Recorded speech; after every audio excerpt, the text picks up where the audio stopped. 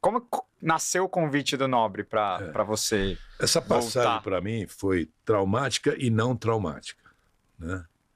Porque assim, eu como homem de marketing, eu falava assim, eu nunca vou voltar para o Palmeiras porque fica sempre a saudade de ter ele no Palmeiras. O que a gente já viveu.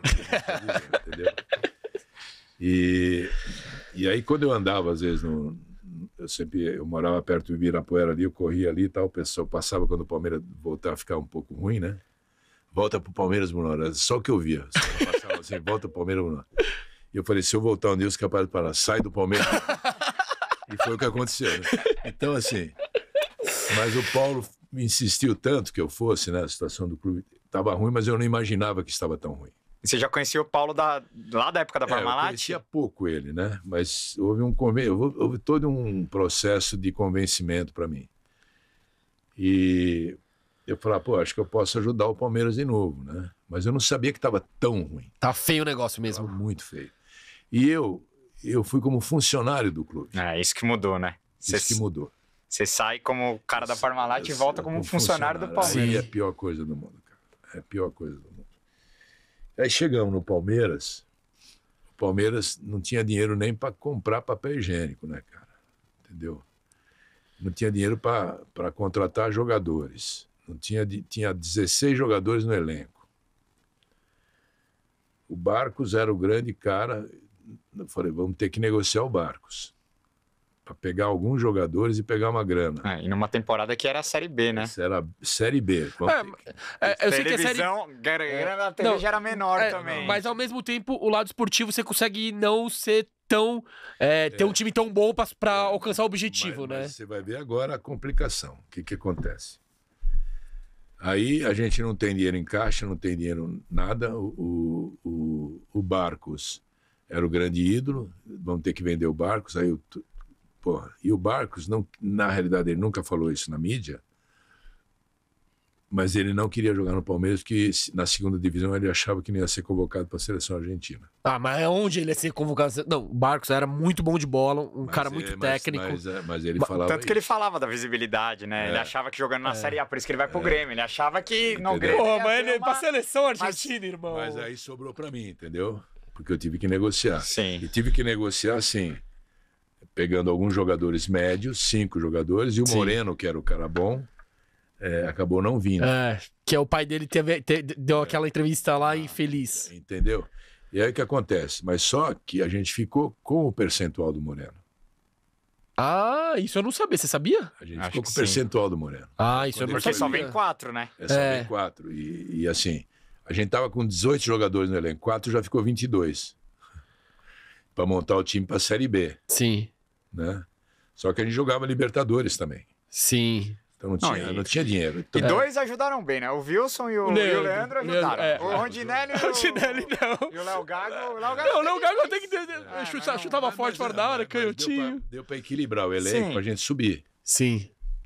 Porque a minha ideia era o seguinte, era subir sem susto. Não, e o objetivo alcançado. Sem susto, entendeu? Depois a gente ia ver o que ia fazer. E a gente não tinha dinheiro, todas as cotas de televisão, o Palmeiras já tinha pego antes. Da federação tinha pego antes, só não tinha caixa. A Kia saiu. Então o Paulo Nobre teve que pôr uma grana pesada. Ele tirou do próprio bolso dele, com juros baixíssimos e tal. Ele salvou o Palmeiras.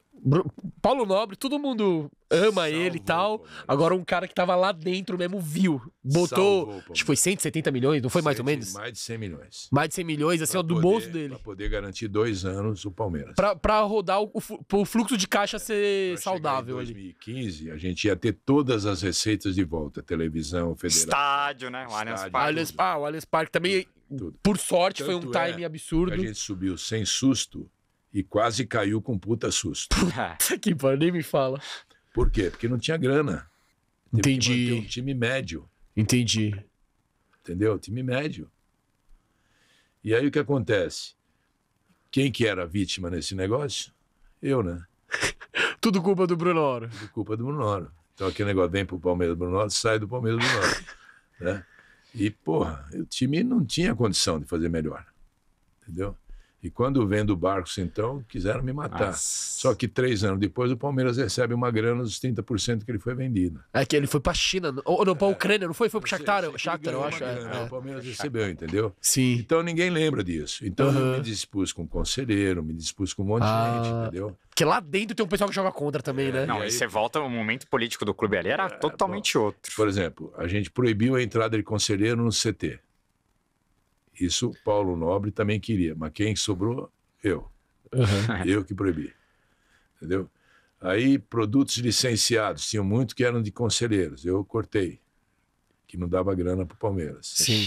Categoria de base, eu botei o Damiani lá para começar a recuperar a categoria de base. Isso é um aí, ó, legado. Isso é pesado. E o Paulo Nobre, ele sempre bate essa tecla. Aí, pô, botei um cara para...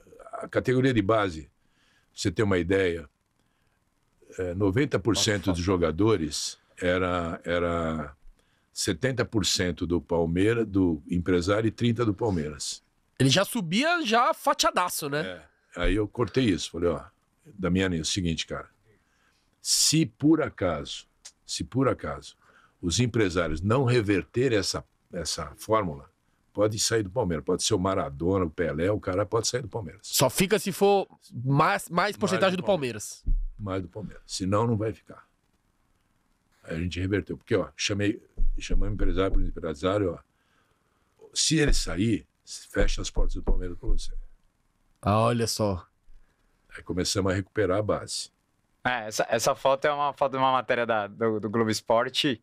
E claro que virou meme depois, porque poucos vingaram ali, mas foram atletas que... E era um momento de transição.